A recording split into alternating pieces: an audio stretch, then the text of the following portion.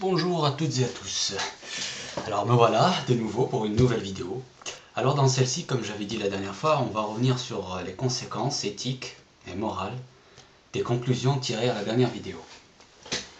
Mais avant cela, permettez-moi de revenir sur certaines critiques qui ont été faites, des critiques que j'ai trouvées justifiées. On m'avait reproché d'être passé trop vite sur le lien entre mental et monde physique, sur les conséquences que j'avais tirées de ça. On avait dit on ne peut pas séparer notre cerveau, notre pensée, la conscience humaine du monde physique. On ne peut pas séparer le spirituel du monde physique.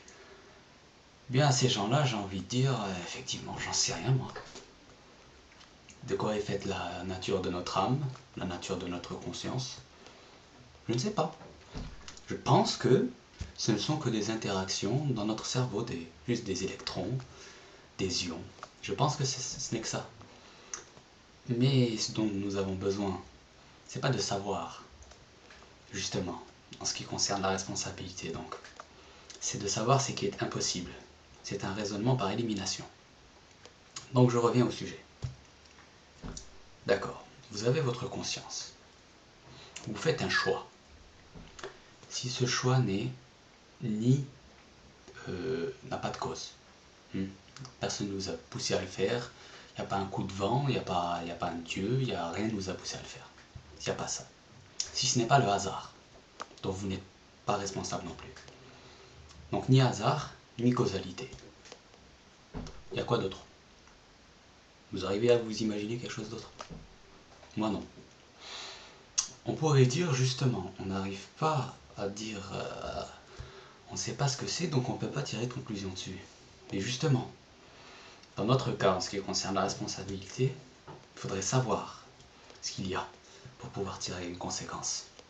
Donc s'il n'y a rien, si je ne peux pas imaginer ce qui peut causer ma responsabilité envers un événement, comment je peux décemment penser que je suis responsable de cet événement? Pour moi, c'est une position indéfendable, on n'est pas responsable.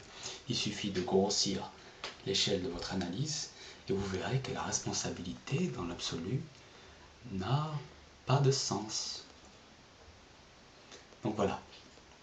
Donc on m'a dit que j'avais fait trop vite la séparation entre monde spirituel et monde physique. Eh bien, je le dis à mes détracteurs, c'est justement parce que je ne connais pas la nature exacte de mon mental que je peux en déduire, en fonction de ce que je sais déjà, que je ne peux aucunement être responsable de mes actes, au sens absolu et général. Maintenant revenons au thème du jour, les conséquences éthiques. Et donc, nous avions tiré comme conclusion que nous sommes libres. Pourquoi? Pourquoi nous sommes libres de faire ce qu'on veut? Parce que justement, nous ne sommes que des grains de poussière, en lien avec la causalité, des grains de poussière qui n'ont aucune liberté, et donc rien ne va me limiter moi, dans mon action, hormis deux choses. Le bon sens et l'humanité inhérente à ma nature. L'humanité qui est issue de mon éducation. Des valeurs pas forcément limitantes, parce qu'elles donnent du sens à ma vie. Mais c'est ça que je veux vous dire aujourd'hui. C'est que je pense qu'il y a seulement des hommes et des femmes dans des situations différentes et qui ont la possibilité d'agir selon un degré d'intelligence différent. Qu'est-ce que ça veut dire agir en fonction d'un degré d'intelligence différent? C'est-à-dire être dans la mesure plus ou moins élevée de pouvoir atteindre des objectifs, de pouvoir rester dans la ligne de mire de ses intérêts. Et donc, la substance de ce que je vais vous dire aujourd'hui, c'est ne vous limitez pas par l'éthique ou la morale. Tout ce qui devrait vous empêcher de faire une chose ou une autre, c'est le bon sens et peut-être votre humanité. Dans cette vidéo, c'est ce que je vais vous dire.